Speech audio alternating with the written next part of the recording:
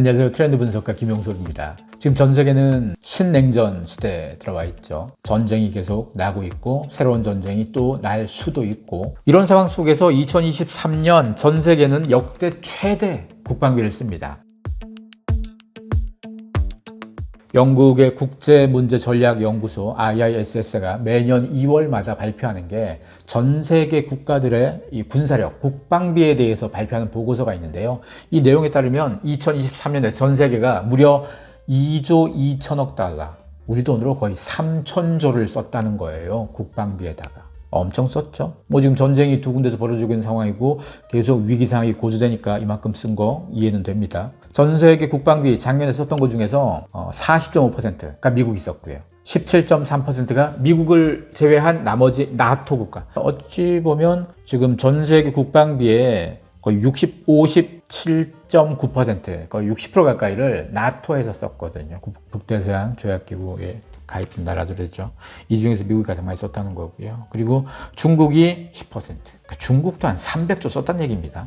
그리고 러시아 4.8%, 러시아가 한 144조, 엄청납니다. 이렇게 써왔는데 2024년은 어떨 거냐? 이건 제가 장담할 수 있습니다. 역대 최고 기록 또 바꾸겠죠. 더 많이 쓸 겁니다. 전 세계가 위기 상황에 빠져 있고 국가 간 분쟁, 국가 간 갈등을 겪는 나라가 사실 아주 많거든요. 최근 몇 년 새도 증폭된 것도 많고, 이런 상황 속에서 국방비는 더 많이 있을 것 같아요. 이란하고 이스라엘만 보더라도요. 이란이 이스라엘에 타격하고 그거 하룻밤에 이거 방어하고 하는 데만 조 단위가 들어갔다고 하더라고요. 엄청난 돈이죠. 그리고 사실 이 상황 속에서 잘 보면 이란이 이스라엘 본토에 4월 13일 밤에서 4월 14일 새벽까지 공습을 했습니다. 그리고 이 상황 생기자마자 G7 국가들, 미국 주도하에 G7 국가들의 정상회의가 화상을 올렸어요. 화상회의로 G7이 모여가지고 공동 성명을 발표했습니다. 이란을 강력히 규탄하고요. 반대로 이스라엘은 지지하고 연대하겠다, 이 메시지예요. 근데 UN 안전보장 이사회도 열려가지고 여기서도 마찬가지예요. 여기서도 미국은 이란을 맹비난하고 또 이스라엘에 대해서는 우호적인 입장을 가졌습니다. 근데 러시아는 좀 달랐습니다. 왜 이란을 뭐라 그러냐? 이스라엘이 먼저 시리아에 있는 이란 영사관을 타격했기 때문에 거기에 따른 행동인 거지.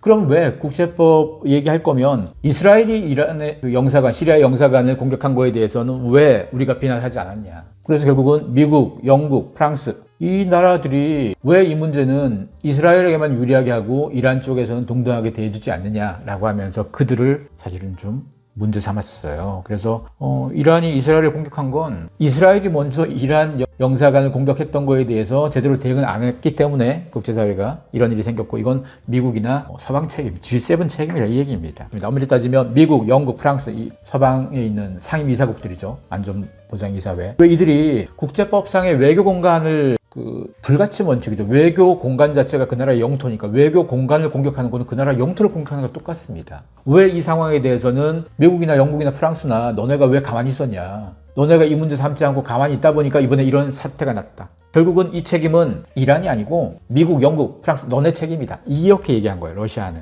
엄밀히 따지면 서방의 G7 국가들은 이스라엘을 좀 편드는 입장이고, 러시아는 반면 이란을 좀 편드는 입장이죠. 사실은 이란이 브릭스의 회원국이죠. 브릭스가 원래 시작은 브라질, 러시아, 인도, 중국으로 시작했지만 그러다 좀 지나서 남아프리카 공화국이 여기 합류를 했고, 그리고 2024년 1월부터 에티오피아, 이란, 아랍에미리트, 이집트가 합류를 했어요. 여기 지금 사우디아라비아도 합류 예정이고요.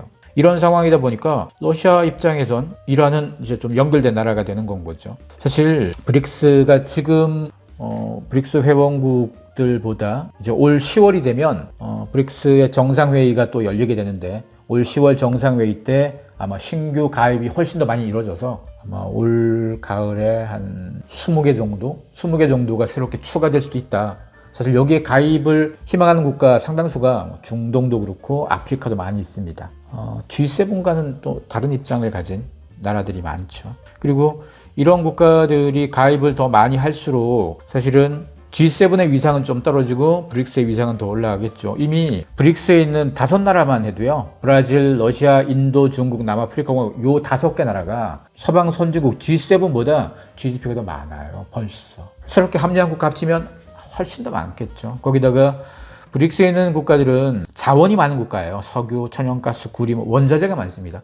당연히 원자재 시장에서 브릭스 회원국의 비중이 높아지면 높아질수록 이제 거래할 때도 달러 대신 위안화나 이 브릭스에 속한 국가들의 자국 통화로 할 가능성이 점점 높아지겠죠. 달러의 위상이 좀 떨어지는 상황도 볼 수도 있을 거고. 사실 여기서 또 중요한 것 중에 하나가요. 브릭스에 있는 국가 중에서 장기 독재 국가가 많습니다.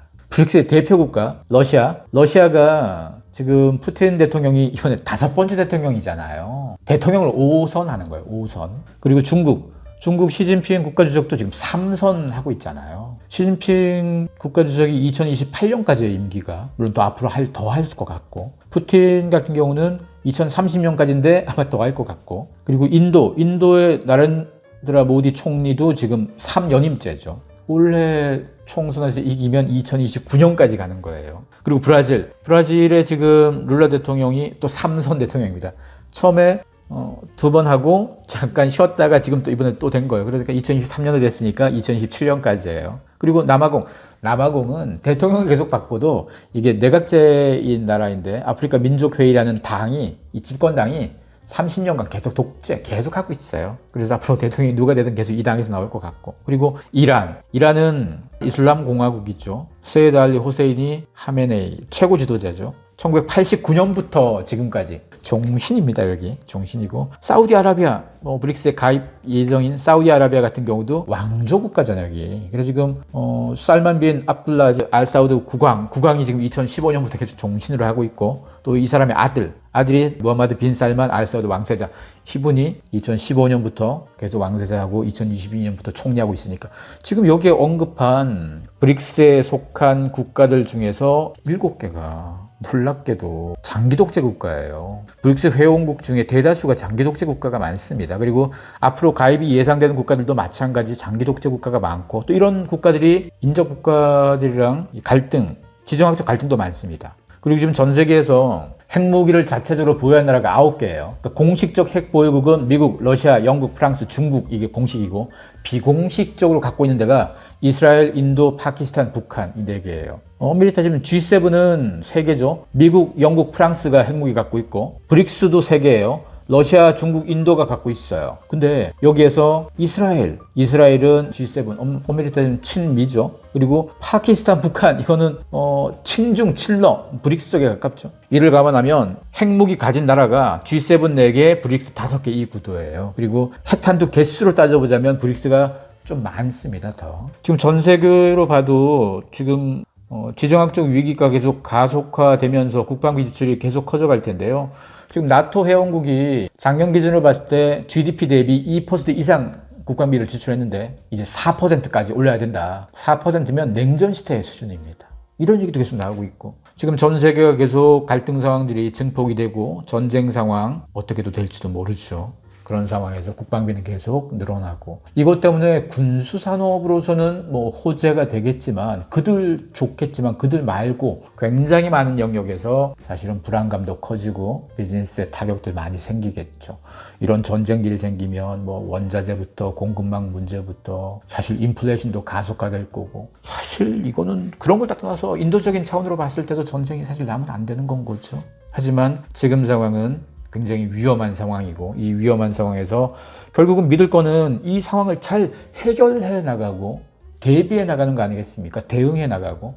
일은 벌어지고 위기 자체를 없앨 수는 없습니다. 하지만 대응은 잘하면 되겠죠. 결국은 리더 역할이 아주 중요합니다. 정부건 기업이건 리더가 어떻게 중심을 잡고 이 상황을 잘 해결하느냐, 특히나 한국은 굉장히 중요합니다. 한국은 경제 구조도 그렇고 지금 이런 외부 상황들이 증폭되면 될수록 타격이 더 커질 거니까, 그래서 리더십에 대한 관점들을 다시 한번 중심을 잡고 문제를 좀 풀었으면 좋겠고, 그런 차원에서 제가 쓴 이 책 리더의 각성, 스트롱 리더십이라는 책은 이런 위기 상황, 지정학적 위기라든가 전 세계적 다중 위기가 오는 상황 속에서 어떻게 리더의 방향성, 리더십이 바뀌어야 될 거고 어떤 게 좀 중요한 맥락일지를 사실은 다뤄놓은 책입니다. 그래서 이 책을 보시면서 향후의 상황들도 계속 지켜보고 대응했으면 좋을 것 같습니다.